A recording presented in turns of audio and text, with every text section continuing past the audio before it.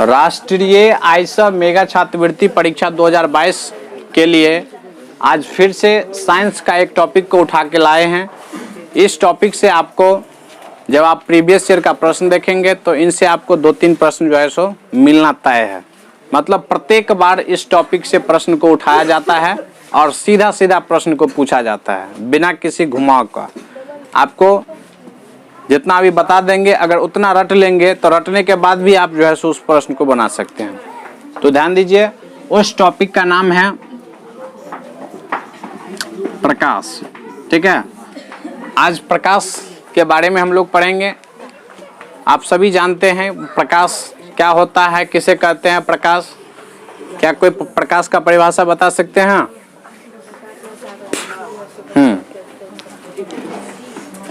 बताइए, प्रकाश के बारे में कोई बताइए।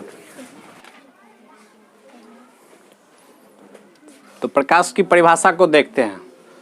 तो प्रकाश जो है एक प्रकार का ऊर्जा है, नहीं तो उसको आप बोल सकते हैं प्रकाश एक ऊर्जा है जिससे क्या होती है, हाँ, जिसकी सहायता से हमें जो है सो देखने की अनुभूति प्राप्त होती है। नहीं तो उसको एक लाइन में लिख लीजिए, प्रकाश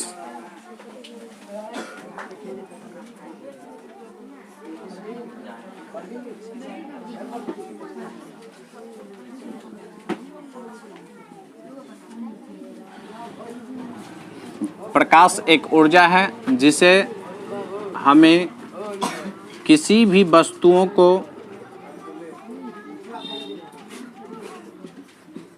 देखने की अनुभूति प्रदान करती है। देखने की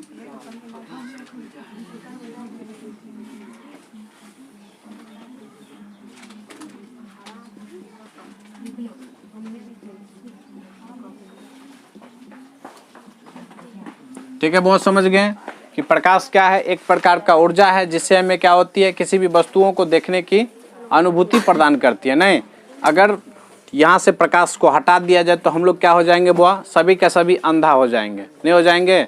यानी जब तक कि प्रकाश हमारी आँख पे या किसी भी वस्तु पे नहीं पड़ती है तब तक हम किसी भी वस्तु को क्या करते हैं, नहीं देख पाते हैं। नहीं तो इस चीज़ को ध्यान में रखना है। अब देखो, सबसे पहली बात है कि प्रकाश के बारे में एक महान वैज्ञानिक है रोमर। उसका नाम क्या है?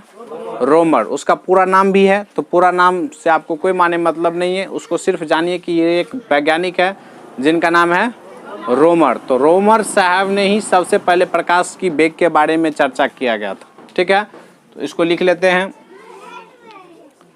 प्रकाश की वेग के बारे में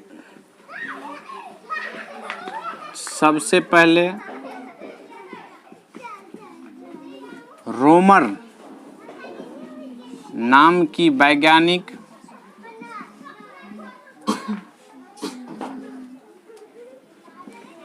ने बताया।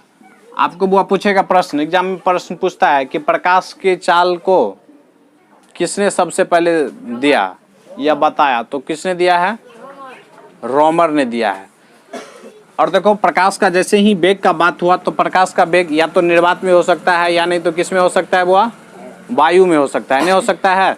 तो आप जान लीजिए कि प्रकाश का वेग वायु में और निर्वात में दोनों में क्या होता है बुआ, समान होता है। वैसे अगर अधिकतम बात करें, सबसे अधिक प्रकाश का वेग तो किस में होगा, निर्वात में होगा। ठीक है, तो लिखते हैं प्रकाश की वेग वायु में और निर्वात में 3 × 10⁸ मीटर प्रति सेकेंड होता है।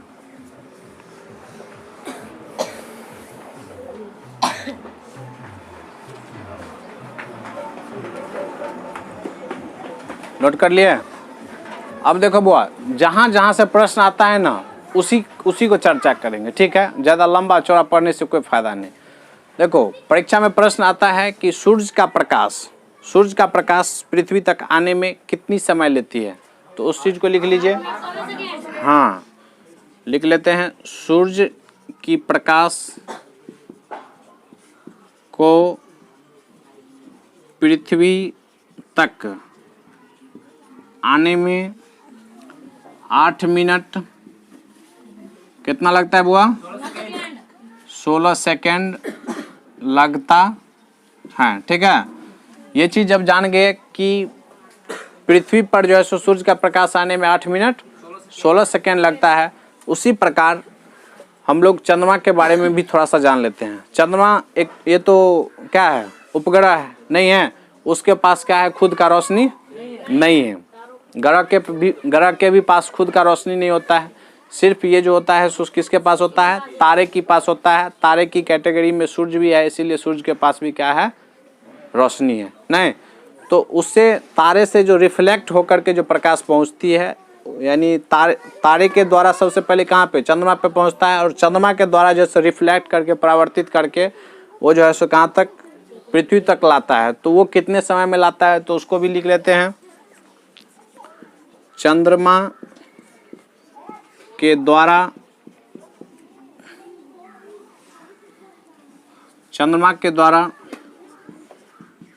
प्रकाश को परावर्तित कर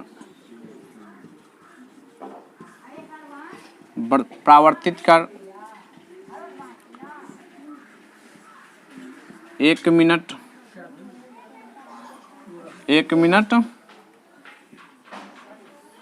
16 सेकेंड में पृथ्वी तक लाता है। कितना देर में लाता है बुआ? 1 मिनट 16 ने 28 कर लीजिए, 1 मिनट 28 सेकेंड तक जो है सो लाता है। समझ गए? इसमें किसी को कोई दिक्कत नहीं ना? सभी को याद हो गया ना? इसके बाद देखिए, प्रकाश जो चलती है, तो प्रकाश जो चलती है तो एक मार्ग में चलती है, एक रास्ता बना करके चलती है ना। हम लोग भी चलते हैं तो एक रास्ते पे चलते हैं, कि वैसे जैसे मन होता है वैसे चढ़ जाते हैं, कहीं पे नहीं चलते हैं, रास्ते में चलते हैं। तो प्रकाश एक जो है सो एक तरंग है। ठीक है, प्रकाश क्या है? एक तरंग है। उसको भी गमन करने के लिए क्या होता है? रास्ता होता है। तो उस रास्ते को यहाँ पे बताते हैं। प्रकाश तरंग कौन सा तरंग है बुआ? अनुप्रस्थ तरंग है। अनुप्रस्थ तरंग है। ध्यान दीजिए बुआ, प्रकाश कौन सा तरंग है? अनुप्रस्थ तरंग है। जबकि वहीं पे अगर बात करें हम लोग ध्वनि का बात करें, तो ध्वनि जो है सो अनुदैर्ध्य तरंग है। कौन सा तरंग है? अनुदैर्ध्य तरंग है। याद करिएगा। देखो, प से प्रकाश न, प से प्रकाश, यहाँ पे प्रसंयुग, यानी प्रसंयुग अप्रसंयुग, इसीलिए प्रकाश कौन सा तरंग हो गया? अनुप्रस्थ तरंग हो गया। और ध्वनि कौन सा तरंग हो गया बुआ? अनुदैर्ध्य तरंग हो गया। ठीक है, तो देखो, तो अनुप्रस्थ तरंग कैसे चलता है उसको ध्यान में देना है। मान लो ये एक ठो प्रकाश का स्रोत है। ठीक है, थोड़ा सा ध्यान भी दो, ये प्रकाश का स्रोत है। तो प्रकाश का स्रोत बहुत हो सकता है, नहीं सूर्य ही नहीं हो सकता है, और भी जितने भी आर्टिफिशियल इलेक्ट्रॉनिक सामान है वो भी हो सकता है। जैसे टॉर्च हो गया ना, मोमबत्ती हो गया, लैंप हो गया, ये सब क्या है? प्रकाश का एक स्रोत है ना। तो देखो, तो प्रकाश स्रोत जहाँ से जो प्रकाश निकलती है अनुप्रस्थ में, अनुप्रस्थ में क्या होता है बुआ?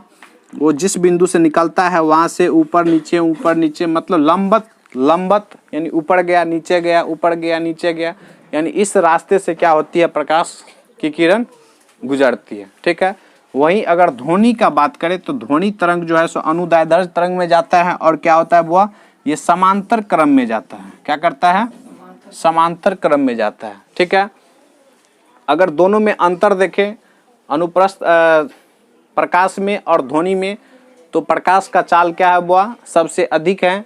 ध्वनि का चाल जो है सो क्या है? कम है। तो ये भी बात लिख लेते हैं कि प्रकाश की चाल ध्वनि की अपेक्षा अधिक है, नहीं है? क्या है बुआ? ध्वनि की अपेक्षा अधिक है। इसीलिए जब वातावरण में जब बिजली चमकती है और कड़क का आवाज आता है, नहीं आता है, तो बिजली चमकने से पहले क्या होता है, कड़क की आवाज़ सुनाई देती है। सुनाई देती है कि नहीं देती है? आप लोग इस चीज़ को गौर किए हैं? जब बिजली जो चमकने वाला रहता, चमक जाता है तो चमकने के बाद जो है सो आवाज़ आता है, नहीं आता है। इसका कारण ये है कि प्रकाश का चाल क्या है, वो अधिक है किसके अपेक्षा, ध्वनि की अपेक्षा। वो आते आते उसको आने में जो है सो कुछ समय लग जाता है, तब तक जो है सो प्रकाश मतलब आ गई रहती है। ठीक है, तो इसको जो है सो थोड़ा सा नोट कर लीजिए, इसके बाद और चर्चा करते हैं। अब देखिए अगला टॉपिक प्रकाश के परावर्तन से है। ठीक है, इस टॉपिक से आपको उदाहरण देकर के प्रश्न पूछेगा, तो उसको सबसे पहले जानेंगे परावर्तन क्या होता है। ठीक, तो देखो बुआ, जब कोई किरण, ठीक है, जब कोई किरण किसी परावर्तक सतह से आके टकराती है, देखो परावर्तक सतह का मतलब हुआ कि उस पर लगने के बाद उसको उसको रोक के रखेगा नहीं, उसको क्या करेगा, दूसरे तरफ जो है सो घुमा के भेज देगा। ठीक, जैसे देखिए मान लीजिए ये हाँ एना है, ठीक है, ये एक परावर्तक सतह है। ठीक है, और यहाँ से सूर्य से, ये सूर्य है, सूर्य से जो है सो रोशनी यहाँ पे आ रही है। ठीक है, तो यहाँ से क्या होगा, आने के बाद ये चूंकि परावर्तक सतह है, तो परावर्तक सतह से ये क्या होगा, इसको ऐसे धकेल देगा, कहेगा कि तुमको हम नहीं रखेंगे। ठीक, तो यही प्रकाश का परावर्तन होता है। तो इससे प्रश्न पूछता है कि प्रकाश का जो परावर्तन होता है, तो उससे रिलेटेड एग्जाम्पल को कहाँ कहाँ प्रकाश का परावर्तन जो है सो उसमें प्रयोग किया जाता है। तो देखिए उसको लिखिए, प्रकाश के परावर्तन के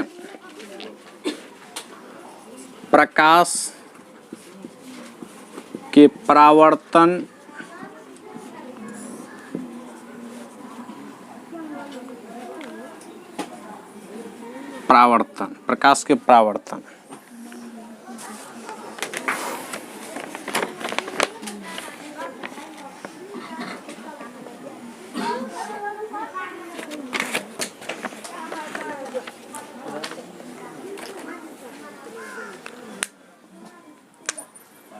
प्रकाश का परावर्तन ना, और दूसरा क्या होगा बुआ, प्रकाश का एगो अपवर्तन होता है ना, एगो होता है प्रकाश का अपवर्तन। ध्यान दीजिए, इसमें क्या हुआ, परावर्तन में क्या हुआ, जितने डिग्री एंगल पे मतलब ये जो आया है, उसको उतना ही डिग्री एंगल पे क्या हो गया, उसको भेज दिया है ना। लेकिन अपवर्तन में क्या होता है, जब उस पे जो है सो प्रकाश पड़ती है कोई वस्तु पे, और ये कोई लिक्विड में होता है, द्रव में होता है, ठीक ना। जैसे आप लोग मान के चलिए ये बाल्टी है, ठीक, इसको बाल्टी बना देते हैं, तो ये बाल्टी है, तो बाल्टी में पानी से भरा हुआ बाल्टी है ना, इसमें पानी है, उसमें किसी छड़ को जब आप डाल देंगे, कुछ उसको डुबा के रखेंगे, तो लगेगा कि थोड़ा सा टेढ़ा दिखाई पड़ता है, नहीं पड़ता है। तो हाँ, तो इन सभी घटनाओं का जो अध्ययन होता है वो किस में होता है, प्रकाश के अपवर्तन में होता है। ठीक, तो इसमें लिख लेते हैं कि प्रकाश के परावर्तन में कौन कौन सा घटना घटती है और प्रकाश के अपवर्तन में कौन कौन सा घटना घटती है। तो लिखिए, पहला इसमें लिखिए प्रकाश के अपवर्तन में लिखिए, इसी तरह से लिखिएगा, इसमें भी लिखा देंगे। प्रकाश का अपवर्तन में लिखिए कि बाल्टी में भरी हुई बाल्टी लिखिए, भरी हुई बाल्टी में लोहे का छड़ को अंशतः डुबाने से टेढ़ी दिखाई पड़ना, ये किसके कारण होता है, प्रकाश के अपवर्तन के कारण। आपको प्रश्न पूछेगा कि बाल्टी में जो है सो कोई छड़ है और वो जो है सो टेढ़ी दिखाई पड़ता है, वो किस घटना के कारण, अपवर्तन के कारण। इसके बाद है दूसरा है बाल्टी में सिक्कों का ऊपर उठा हुआ प्रतीत होना, प्रतीत होना, ये किसका उदाहरण है बुआ? अपवर्तन का उदाहरण है। नहीं, मछलियाँ जो होती है पानी में लगती रहती है कि ये ऊपर है, नहीं, लेकिन वो क्या रहता है, गहराई में रहता है, तो वो किसके कारण होगा? अपवर्तन के कारण होगा। तो इसको भी लिख लेना है, मछलियाँ को उसके अपने सतह से ऊपर की ओर दिखाई देना, ये जो है सो अपवर्तन के उदाहरण है।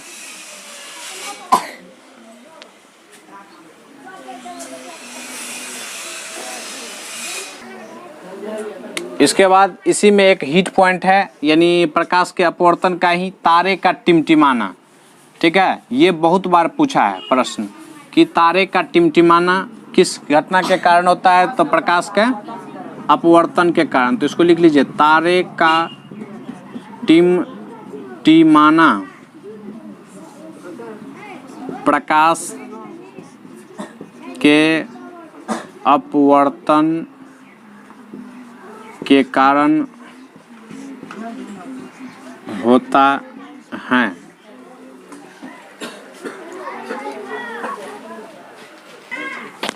ध्यान दीजिए, इसमें प्रकाश के परावर्तन में इसमें आपको किसी भी तरह का एग्जाम्पल नहीं आता है, क्योंकि प्रकाश का किरण आ रहा है, लौट रहा है, तो आएगा लौटेगा, तो उससे क्या एग्जाम्पल बनेगा? अब बनता हो तो उसको खोज करके लिखना है। ठीक है, हाँ, कमेंट कीजिएगा उस पर। अब देखिए बुआ, अब अगला टॉपिक है प्रकाश का, उसको लिखिए अगला टॉपिक, पहले इसको मिटाने दीजिए। देखिए, परावर्तन से प्रश्न नहीं आता है, किससे आता है बुआ? प्रकाश का पूर्ण आंतरिक परावर्तन से आता है। ठीक है, तो वही बात हुआ, पूर्ण आंतरिक परावर्तन से प्रश्न आता है। तो लिखिए, प्रकाश के पूर्ण आंतरिक परावर्तन से होने वाली घटना, यही बात हुआ बुआ, परावर्तन आ गया ना, प्रकाश का परावर्तन आ गया ना, प्रकाश का परावर्तन कहिए या प्रकाश के पूर्ण आंतरिक परावर्तन कहिए, लेकिन लैंग्वेज में आपको हमेशा मिलेगा प्रकाश के पूर्ण आंतरिक परावर्तन। ठीक है, तो प्रकाश के पूर्ण आंतरिक परावर्तन से होने वाली जो घटनाएं हैं उसको लिखना है। ठीक है, यहाँ पे देखो, जैसे हीरा का चमकना, हीरा का बुआ चमकना, ये कौन सा घटना है? पूर्ण आंतरिक अपवर्तनांक, उसको लिख लीजिए।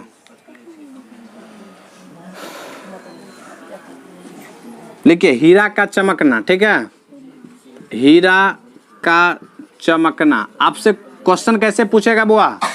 आपसे प्रश्न पूछेगा कि हीरा का चमकना किस घटना के कारण होता है? तो प्रकाश का पूर्ण आंतरिक परावर्तन के कारण। ठीक है, इसके बाद दूसरा घटना का नाम है, जैसे रेगिस्तान में जो है सो मरीचिका होता है, नहीं होता है, और रोड पे भी होता है। कभी कभी हम लोग बस में यात्रा करते रहते हैं तो लगता है कि आगे में जो मतलब रोड पे एकाएक पानी के तरह दिखते रहता है ना, तो उसको मरीचिका बोलते हैं। रेगिस्तान में जो रेगिस्तान का जो जानवर होता है वो पानी के लिए क्या होता है? बिल्कुल प्यासा रहता है। रेगिस्तान में कहीं पानी नहीं मिलता है, तो वो क्या करता है, एक लंबा रेसिंग लगाता है, देखता है यहाँ से दिखता है कि वहाँ पे चलो पानी है, दौड़ते दौड़ते दौड़ते वहाँ पे गया, फिर जैसे वहाँ पे जाता है फिर देखता है कि आगे पानी है, क्योंकि वहाँ पे तो सभी जगह बालू ही बालू रहता है, तो बालू में वो जो है सो इस तरह का मरीचिका बनता है। ठीक है, तो उसको कहीं पानी नहीं मिलता है, और उसी के जो है सो दौड़ लगाते लगाते वो अपना जान भी गंवा देता है। तो वो किसके कारण होता है? वो ऐसा घटना वो होता है प्रकाश के पूर्ण आंतरिक परावर्तन के कारण। तो लिखते हैं, रेगिस्तान में मरीचिका का बनना, मरीचिका का बनना।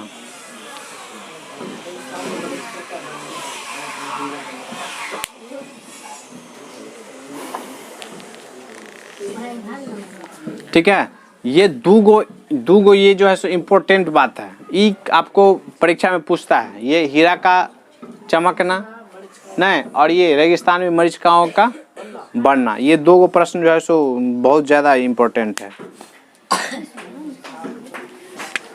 इसको नोट कर लीजिए।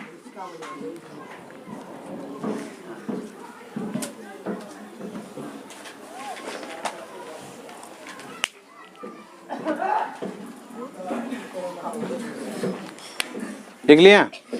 इसके बाद देखिए, इसके बाद हम लोग पढ़ेंगे प्रकाश का परिकर्णन, प्रकाश का प्रकीर्णन, ठीक है, प्रकाश का प्रकीर्णन, इसको पढ़ेंगे बुआ। इससे भी प्रश्न आता है, ध्यान रखना है। प्रकाश का प्रकीर्णन से कौन कौन सा प्रश्न आता है। तो सबसे पहले हम लोग जान लेते हैं कि ये प्रकीर्णन क्या होता है। ठीक है, देखो ऐसा माध्यम जहाँ पे क्या हो, धूलकण हो, जल हो, कुछ कण हो, ठीक है, उस पे जो है उस सूरज की जो रोशनी पड़ती है तो रोशनी क्या होता है, बिखर जाता है। नहीं, बिखरने के बाद वो कुछ अलग रंग में आ जाता है, मतलब 7 गो रंग में आ जाता है, उसे ही क्या कहते हैं, प्रकाश का प्रकीर्णन कहते हैं। ठीक है, बात को समझे। तो इसको लिख लेते हैं, प्रकाश का प्रकीर्णन क्या होता है। प्रकाश का प्रकीर्णन लिख लीजिए। लिखिए, जब प्रकाश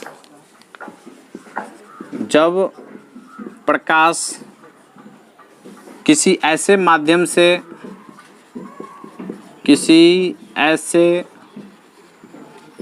माध्यम से गुजरता है जिसमें धूल तथा अन्य पदार्थ के सूक्ष्म कण होते हैं, तो इनके द्वारा प्रकाश सभी दिशाओं में प्रसारित हो जाते हैं। इस घटना को प्रकाश का प्रकीर्णन कहते हैं। प्रकाश का प्रकीर्णन कहते हैं। और देखिए, प्रकीर्णन कहते हैं। तो आपसे प्रश्न बुआ कैसे पूछता है, ये प्रकीर्णन से किस तरह का प्रश्न पूछता है उसको देखेंगे। आपको पूछेगा कि कौन ऐसे रंग हैं जिनका प्रकीर्णन सबसे अधिक और सबसे कम होता है। तो लिख लीजिए, यहाँ पे लिख लीजिए क्वेश्चन का आंसर। बैंगनी रंग के प्रकाश का प्रकीर्णन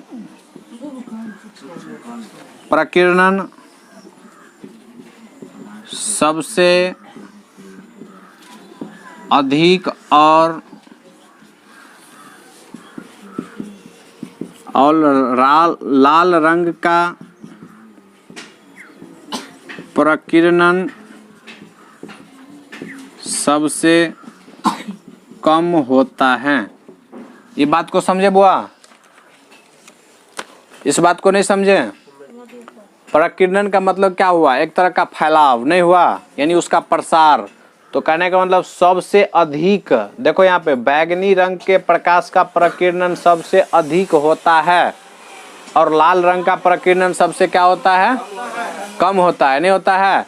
इसीलिए बुआ लाल रंग का जो प्रकीर्णन कम होता है मतलब लाल बहुत कम फैलता है, नहीं कम फैलता है। तो इसीलिए उसको किस में यूज करते हैं, सिग्नल सबको दिखाने में। चूँकि फैलेगा नहीं, ऐसे है वो अपना लंबा जो है सो ड्राइव करता है, वो फैलता नहीं है। अब बैंगनी रंग को लगा देंगे तो यहाँ से 10 कदम के बाद उसको देखने का प्रयास करेंगे तो नहीं दिखेगा, चूँकि वो फैल करके क्या हो गया, वातावरण में समाप्त हो गया। नहीं, यहाँ पे देखो जैसे सूरज का रोशनी तो इस रूम में तो डायरेक्ट नहीं आ रही है, नहीं आ रही है, क्या होता है तो प्रकीर्णन के कारण क्या होता है वहाँ से वहाँ तक आया रोशनी, और रोशनी आने के बाद जो है सो घर में घुस गया, घर में कुछ फैल गया, तो फैल गया तो यहाँ पे जो ये सतह सब है वो सब जो है सो कुछ न कुछ रोशनी का उपयोग किया है, कुछ न कुछ उसको सोख लिया है। तो वैसा ही होता है ये बैगनी रंग के साथ। बैगनी रंग का जो प्रकीर्णन होता है मतलब उसको फैलने का जो क्षमता होता है वो क्या होता है सबसे अधिक होता है, और लाल रंग का सबसे क्या होता है कम होता है। इस बात को याद रखना है बुआ, यहाँ से प्रश्न पूछा है, ठीक है। इसके बाद अगर तरंग दैर्ध्य का बात करें, तरंग दैर्ध्य तो इस पे ही लिख लो नोट में, नोट लाल रंग का तरंग दैर्ध्य, हाँ लाल रंग का तरंग दैर्ध्य सबसे अधिक होता है, सबसे अधिक होता है, जबकि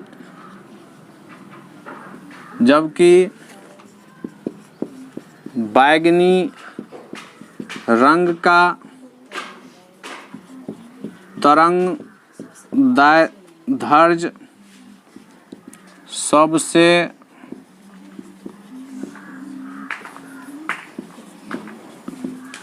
कम होता है, ठीक है।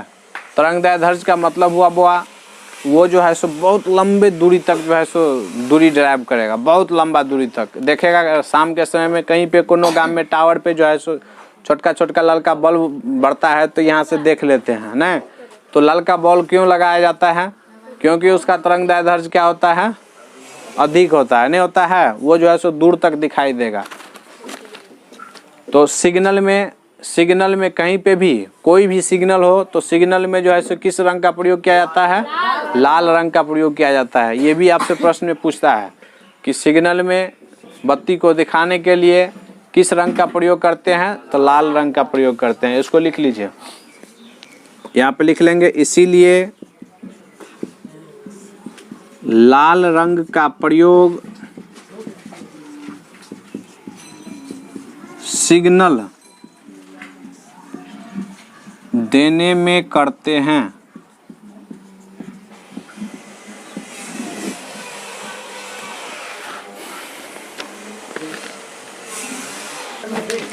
अब ध्यान दीजिए बुआ, अगला पॉइंट होगा प्रकाश का वर्ण विक्षेपण। नहीं, चूंकि प्रकाश पढ़ रहे हैं तो प्रकाश से संबंधित जितने भी टॉपिक होगा उसको क्या करेंगे, एगो वीडियो में समाप्त कर देंगे। तो वर्ण विक्षेपण का मतलब ये हुआ कि प्रकाश जब प्रिज्म से होकर गुजरती है तो 7 रंगों में क्या होता है विभक्त हो जाता है। तो लिखते हैं, हेडिंग देते हैं प्रकाश का वर्ण विक्षेपण, प्रकाश का वर्ण विक्षेपण, विक्षेपण, ठीक है। तो देखो जब प्रकाश किसी प्रिज्म से होकर गुजरती हैं तो 7 रंगों में विभक्त हो जाती है, ठीक है। इसको ध्यान रखना है। देखो बुआ, तो कौन सा 7 रंग होता है उसको ध्यान रखना है। ये मान के चलो ये श्वेत प्रकाश है, श्वेत प्रकाश, ये ध्यान दो। ये आपको यहाँ से गया तो ये इधर नहीं जा कर के क्या होता है थोड़ा सा झुक जाता है, नहीं झुक जाता है, और यहाँ पे 7 गो रंग बन जाता है, ठीक है। जब श्वेत प्रकाश किसी प्रिज्म से होकर के गुजारते हैं तो क्या होता है बुआ, हाँ 7 रंग में विभक्त हो जाता है। वो कौन सा होता है, विबग्योर होता है ना, VIBGYOR, ठीक है। इसको याद रखिएगा बुआ, पूछता है विबग्योर, VIBGYOR। इसका मतलब भी का मतलब हो गया वायलेट ना, वायलेट का मतलब होता है बैगनी, ठीक है। आई का मतलब हुआ इंडिगो, इंडिगो का मतलब कौन सा, हाँ जामुनी, तो चलो लिख देते हैं जामुनी।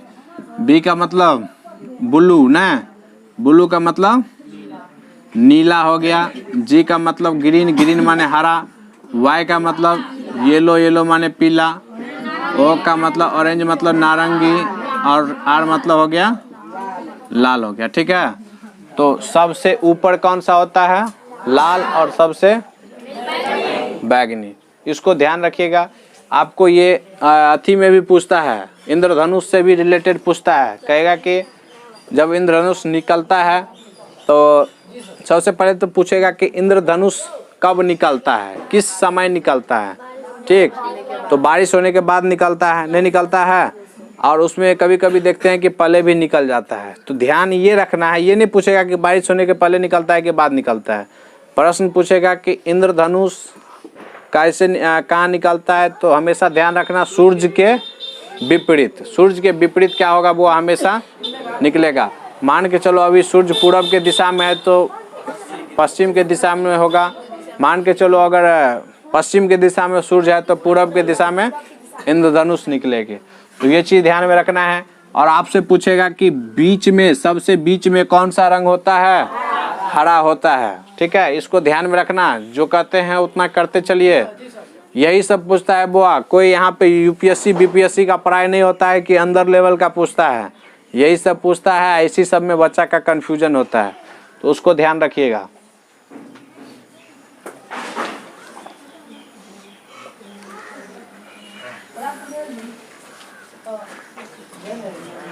इसके बाद इसको नोट कर लीजिए। लास्ट टॉपिक है वो जो कलर जो मिलता है, कैसे कैसे मिलता है उसको बता देंगे।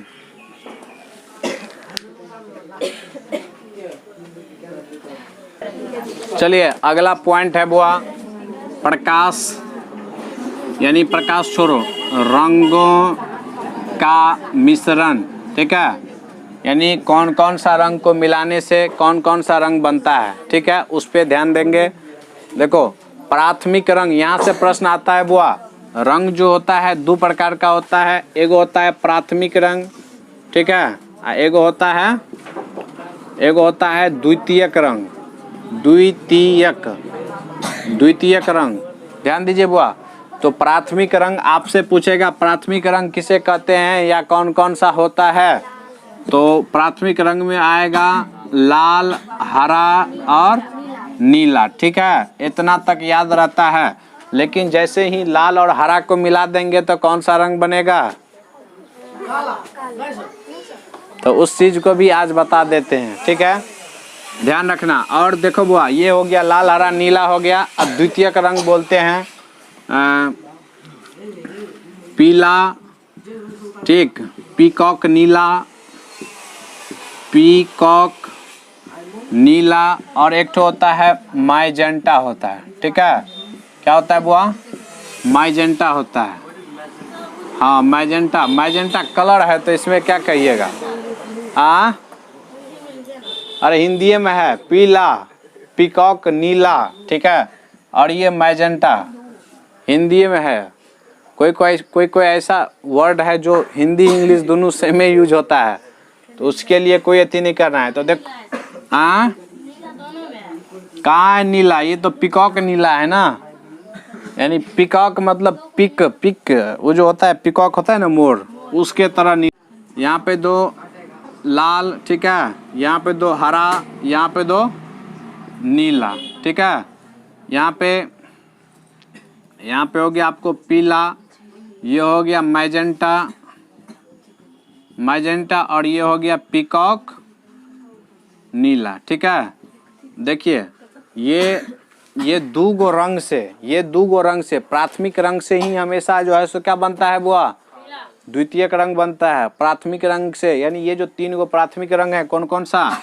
एगो ये और एगो ये है ना। इसी से क्या होता है, ये सब रंग बनता है। तो देखो लाल को और हरा को मिला देंगे तो क्या बनेगा बुआ? पीला बनेगा, नहीं बनेगा? देखो हरा को और नीला को दोनों को मिला देंगे तो क्या बनेगा?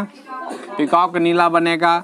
और आपसे ये लाल को और नीला को मिला देंगे बुआ तो क्या होगा? क्या बनेगा? मैजेंटा बनेगा। ठीक है, प्रश्न देखो कैसे पूछता है। प्रश्न पूछेगा कि लाल और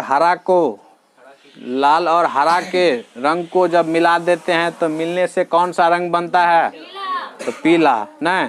प्रश्न ऐसे पूछेगा, हरा और नीला को मिलाने से कौन सा रंग बनता है? पीकॉक नीला। लाल और नीला को बनाने से मैजेंटा। ठीक है। अगर बुआ ध्यान दो, अगर ये दोनों को, ये पीला और मैजेंटा को, यहाँ पे देखो पीला और मैजेंटा को मिला दिए तो क्या बन जाएगा? श्वेत रंग बन जाएगा। पीला और पीला प्लस लिखो, पीला प्लस मैजेंटा को मिला देंगे तो क्या हो जाएगा बुआ? श्वेत रंग बन जाएगा। ठीक है। इसके बाद देखो ये दोनों को मिला देगा तो क्या होगा बुआ? श्वेत रंग हो जाएगा। क्या जी बोलो? हाँ, तो यहाँ से मिलने से ये हुआ, 1 2 हुआ ना। देखो 1 3 गो ऊपर 3 गो नीचा हो गया ना, एगो श्वेत हो गया ना, तो 6 6 7 गो रंग हो गया ना। अरे काला नहीं होता है बुआ, ध्यान दो। ये देखो 7 गो कलर होता है ना। देखो एगो ई हो गया, 2 गो 3 गो 4 गो 5 गो 6 गो आ एगो श्वेत हो गया, 7 ठो तो आ गया है। तो ध्यान रखना, पीला और मैजेंटा को मिला दिए तो श्वेत रंग, पीला और पीकॉक नीला को मिला दिए तो पीला प्लस पीकॉक नीला को मिला दिए तो ये भी श्वेत। ठीक है। इसके बाद नीला पीला, नीला प्लस पीला को मिला दिए तो ये भी श्वेत। ठीक है। और ये तो आप लोग समझिए गए हैं कि लाल प्लस हरा को मिला दिए तो क्या बन गया? पीला। रे काला नहीं होता है। हरा नीला को,